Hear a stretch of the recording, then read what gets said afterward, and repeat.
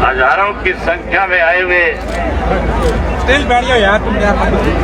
हरियाणा, उत्तर प्रदेश, पंजाब, उत्तराखंड, मध्य प्रदेश से आए हुए मेरे किसान भाइयों, माताओं, बहनों, मीडिया के सभी पत्रकार साथियों, मंच के ऊपर बैठे हुए किसान संयुक्त मोर्चा के सभी किसान नेतागण, मैं यहाँ कोई आज आपके बीच में भाषण देने के लिए नहीं आया हूँ, ना मैं कोई आज आपके बीच में ये कहने के लिए आया हूँ कि हमारी पार्टी कोई आपको समर्थन दे रही है। आज मैं अपनी जिम्मेवारी निभाने के लिए आपके बीच में आया हूँ। जब कभी भी किसान का आंदोलन हुआ, स्वर्गीय महेंद्र सिंह टिकैत जी ने उत्तर प्रदेश के किसान के साथ केंद्र की सरकार और उत्तर प्रदेश की सरकार जब अनदेखी करती थी और स्वर्गीय टिकैत साहब जब लाखों लोगों को लेकर के दिल्ली के वोट क्लब के ऊपर जमा होते थे, या उत्तर प्रदेश के किसी कोने में जाकर के, मेरठ में आकर के, मुजफ्फरनगर में आकर के किसान की लड़ाई को लड़ते थे, उस वक्त चौधरी देवीलाल जी किसी भी पद पे होते थे, वो स्वर्गीय श्री महेंद्र सिंह टिकैत जी के उस किसान आंदोलन को न केवल अपना समर्थन देते थे, बल्कि टिकैत साहब से कहते थे कि हरियाणा प्रदेश में आज मैं मुख्यमंत्री के पद पे हूँ, उत्तर प्रदेश के किसान की अनदेखी हो रही है, उत्तर प्रदेश के किसान की खेत की बिजली काटी जा रही है, हरियाणा प्रदेश की सरकार के जुम्मे जो आप जिम्मेवारी लगाओगे,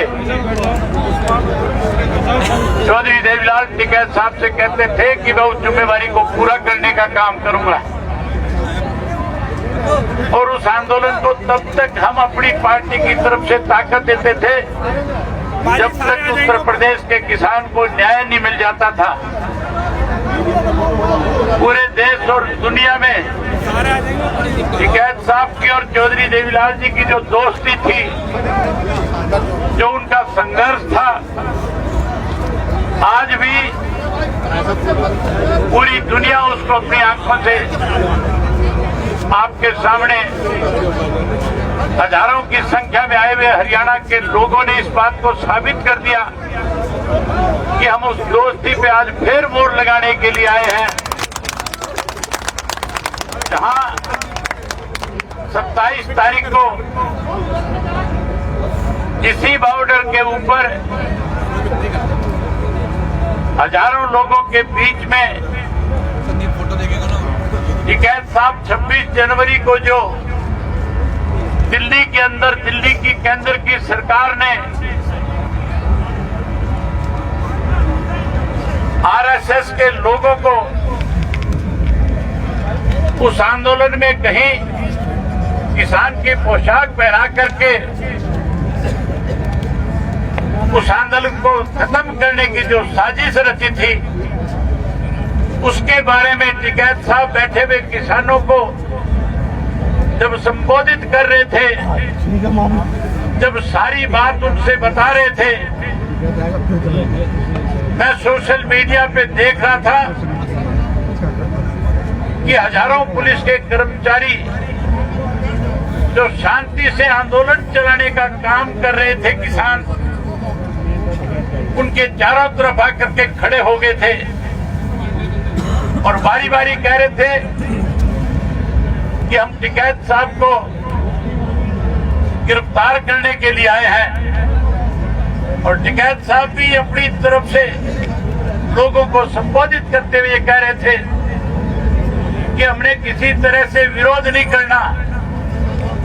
पुलिस के लिए रास्ता बढ़ा करके दो, मैं गिरफ्तारी देने के लिए तैयार हूं। लेकिन साथियों, हैरानी की बात थी,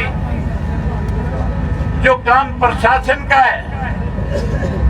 जो काम सरकार का है, भारतीय जनता पार्टी ने अपने यहाँ के एमएलएस को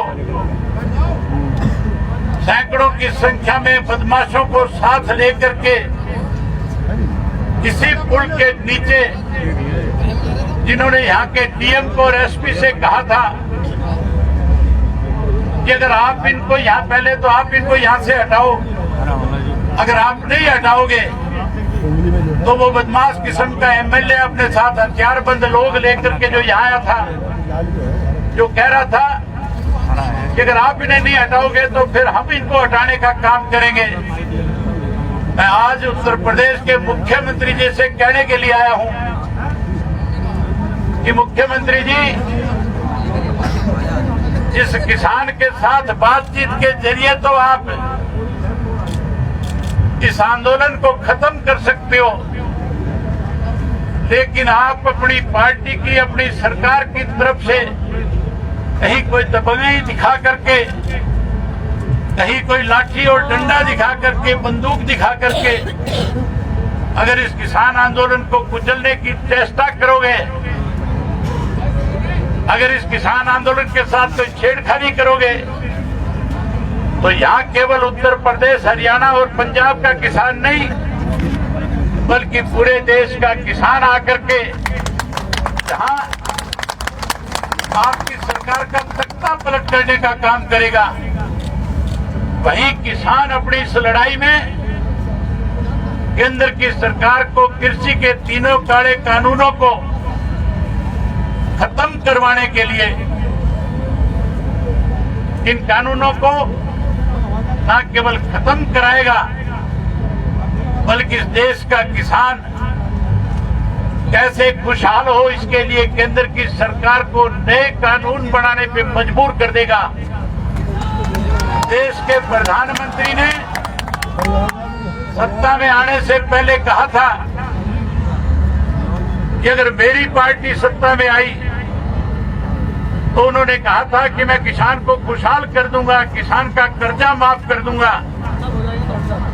वायदा किया था प्रधानमंत्री ने हमारे से कि आप हमारी सरकार बनाने का काम करो, हम किसान की खेत की फसल के लागत मूल्य से 50% आपको ज्यादा देंगे।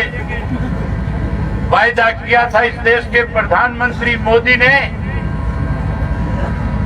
कि हम स्वामीनाथन की रिपोर्ट को लागू कर देंगे। ये भी कहा था कि अगर किसान के साथ कोई अनदेखी करेगा तो फिर मेरी जिम्मेवारी होगी उस सरकार को मजबूर करके किसान को समर्थन मूल्य पे 50% ज्यादा दे करके उसकी फसल के दाम देने का काम करूंगा। लेकिन हैरानी की बात है, इस कोरोना की आड़ के अंदर जब देश जो है आर्थिक तौर पे कमजोर हो रहा था, जब हमारे देश के अनेक नेताओं ने, अनेक मुख्यमंत्रियों ने प्रेस के माध्यम से ये बातें कही थी कि आज हमारे पास आर्थिक रूप से दिक्कत है, आज इस कोरोना की महामारी में जो कारखाने बंद हो गए, जो स्कूल और कॉलेज बंद हो गए, आज छोटी छोटी दुकानें बंद हो गई, उसकी वजह से हमें बड़ी परेशानियों का सामना करना पड़ रहा है। लेकिन साथियों, उस वक्त में अगर इस देश को किसी ने आर्थिक रूप से मजबूत किया तो केवल और केवल इस देश का अन्नदाता था, किसान था, जिसने कोरोना की परवाह करे बिना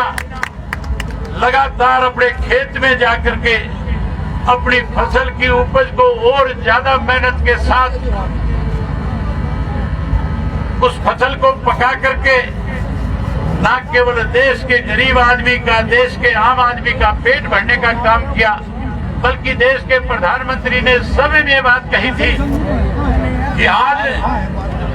देश आर्थिक रूप से अगर कहीं मजबूत है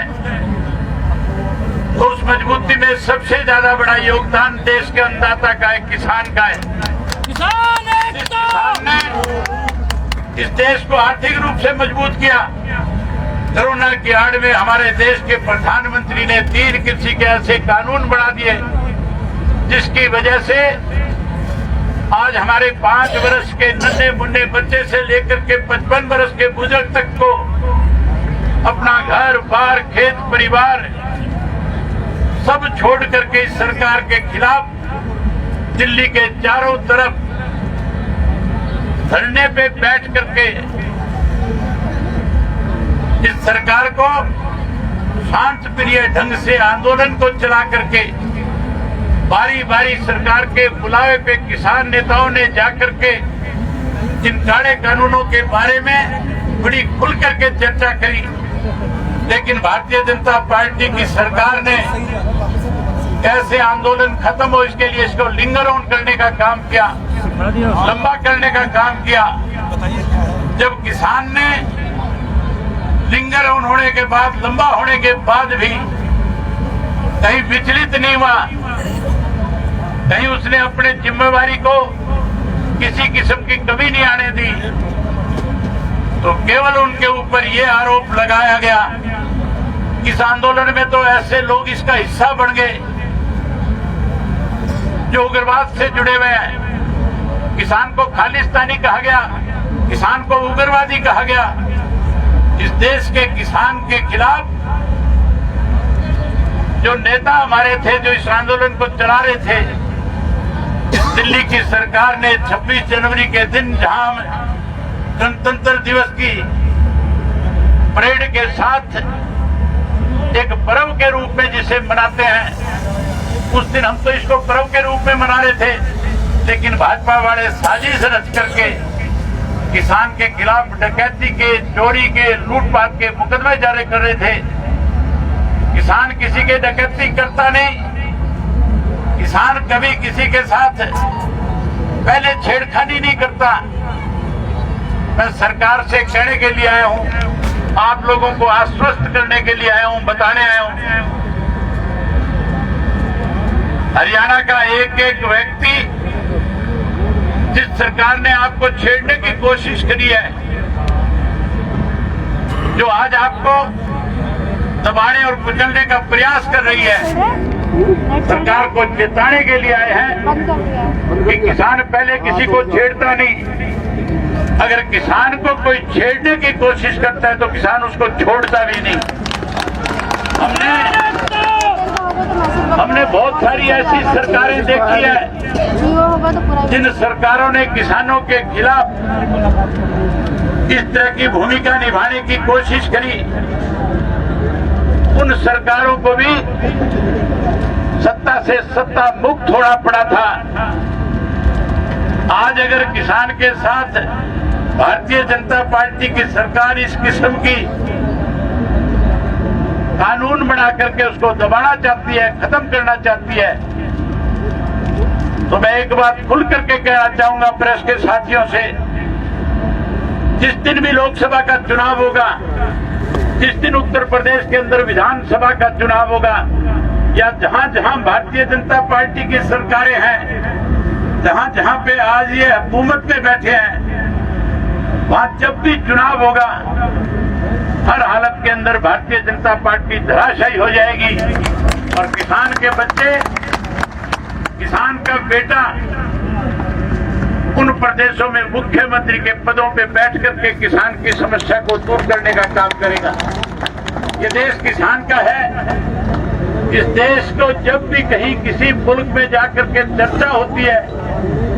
तो कहा जाता है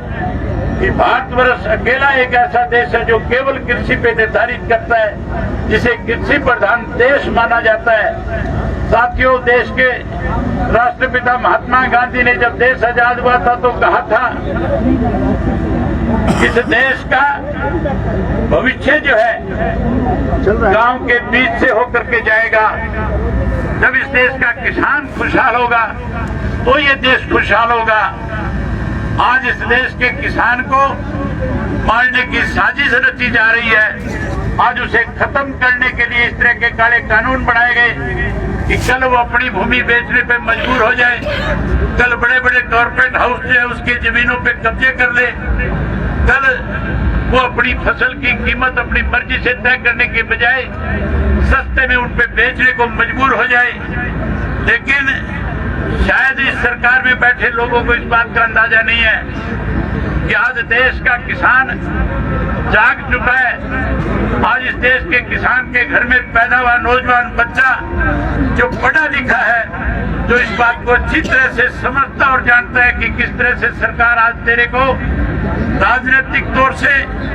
और किस तरह से तेरे इस खेती के कारोबार को तेरे हाथ से लेकर के पूंजीपति के हाथ में देना चाहती है। आज इसलिए लाखों बच्चे जो है इस आंदोलन का हिस्सा बने हुए हैं। जहाँ हमारे नौजवान बच्चे इस आंदोलन का हिस्सा है, वहीं हमारी माताएं और बहनें भी लगातार इस आंदोलन का हिस्सा बन करके आज किसान की ताकत को केंद्र की सरकार के सामने जाकर के खड़ा करने का काम किया है। मैं एक ही बात कह करके अपनी बात समाप्त करूंगा। मैं यहाँ बैठे जितने भी संयुक्त मोर्चा के लोग हैं, इनसे विश्वास दिला करके जाता हूँ कि जहाँ आपको हमारी जरूरत होगी, जहाँ आपका पसीना बहेगा, वहाँ हम अपना खून बहा करके भी इस किसान के साथ हो रहे अन्याय को खत्म करवाने का काम करेंगे। यही बात आपके बीच में साथियों कहने आया था। प्रेस के साथियों से कहूंगा कि हरियाणा प्रदेश का एक एक बच्चा जो है आज इस आंदोलन में किसान बन करके, आज ये लड़ाई किसान की नहीं, आज तो कर्मचारी भी आपके साथ है,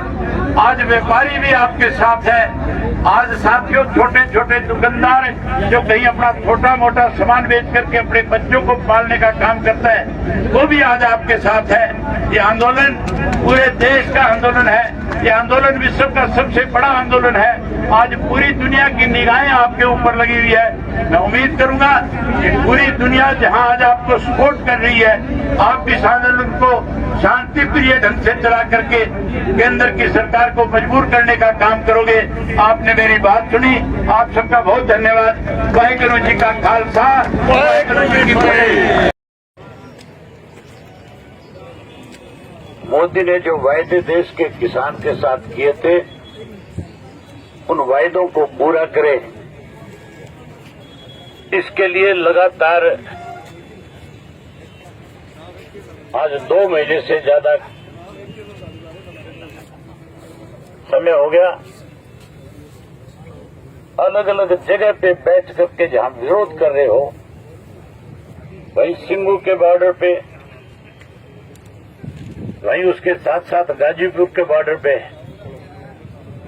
बहादुरगढ़ के बॉर्डर के ऊपर लाखों लाखों की संख्या में किसान बैठ करके केंद्र की सरकार को केवल अपनी बात कह रहे हैं। और ये कह रहे हैं कि जो अन्नदाता 80% इस देश में है, आप उस अन्नदाता को परेशान ना करें, आप उसको सुविधा देने की बजाय, सुविधाएं तो आपने दी नहीं,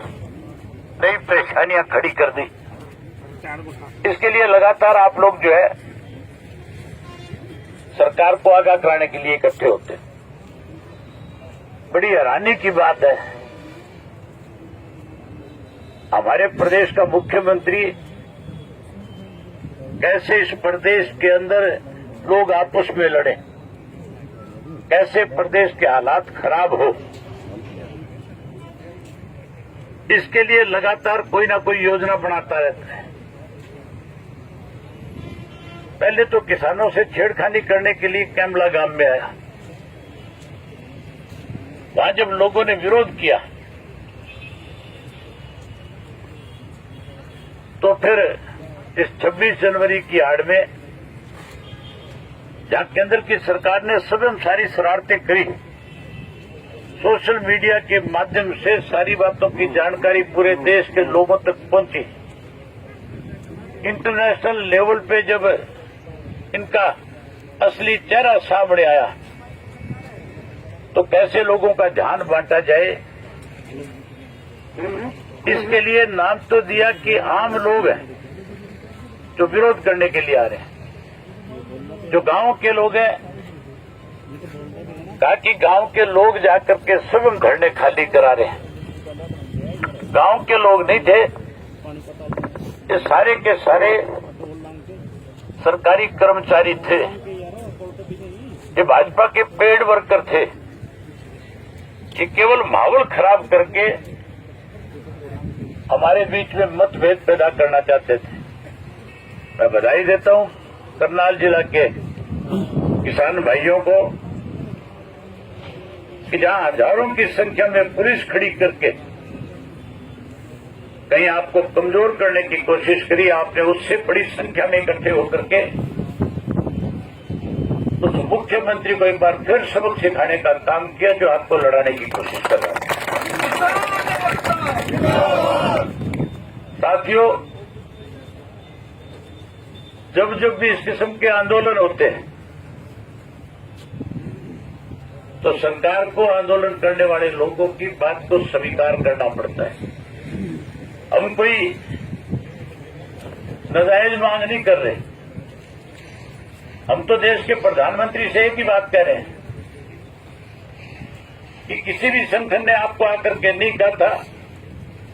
कि आप कोई कृषि के कानून बनाने का काम करो। आपने गलती करी, आप अपनी भूल को सुधारने का काम करो। आप किसान से माफी मांगो, काले कानून वापिस लो और नए सिरे से किसान को एमएसपी का कानून बना करके लागू करके इस देश के किसान को ताकतवर बनाने का काम करो। आज जहां किसान को परेशान किया जा रहा है, वहीं साथियों इस देश की सीमाओं पे रक्षा करने वाले उस नौजवान को भी परेशानी है, क्योंकि वो नौजवान कहीं और से नहीं आया। उस नौजवान ने भी किसान के घर में जन्म लिया है, वो उसी घर में पैदा होकर के इस देश की सीमाओं की सेवा करने में लगा हुआ है। जब वो देश की सीमाओं की पहरेदारी कर रहे हैं, वहीं यहां जो ये पैरामिलिट्री फोर्सेज है, हरियाणा पुलिस के जवान हैं या कोई और किसी छोटी मोटी फोर्स के मेंबर यहाँ आए हुए हैं, वो भी कोई और नहीं है, वो भी किसान के घर में पैदा हुए हैं, वो भी आपके साथ है। जब आप तिरंगे के साथ अपनी बात रखोगे, वो भी आपके साथ खड़ा होने का काम करेगा। ये देश जवान का और किसान का है। देश के प्रधानमंत्री नरेंद्र मोदी शायद इस बात को भूल रहे हैं कि किसान और जवान दो अलग अलग नहीं, दोनों का रिश्ता एक है। किसी एक को कमजोर करने की कोशिश करेगा, दोनों इकट्ठे होकर के तेरी सरकार को उखाड़कर फेंकने का काम करेगा। मैं आप सबको इस बात के लिए एक बार फिर बधाई देता हूं कि आपने फिर से इस धरने को लगा करके फिर से यहां बैठ करके चाहे सरकार को सबक सिखाने का काम किया है, वही 36 जात के लोगों का मन जीतने का काम किया। इसके लिए आपको बधाई है।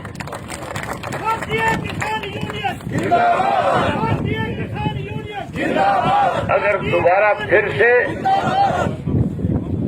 इस तरह की कोई हरकत सरकार करने का प्रयास करे